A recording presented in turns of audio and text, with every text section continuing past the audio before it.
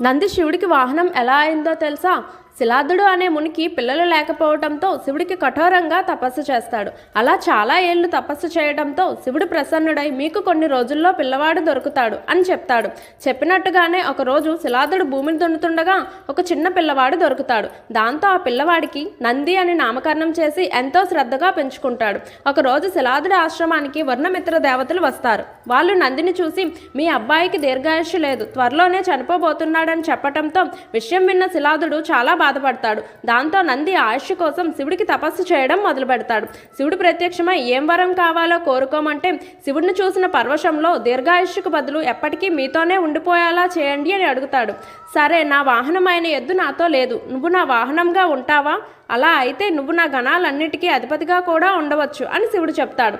దానికి నంది ఎంతో సంతోషంగా సరే అంటాడు. దాంతో శివుడు నందిని ఒక ఎద్దు రూపంలోకి మార్చి కైలాసానికి తీసుకువెళ్తాడు.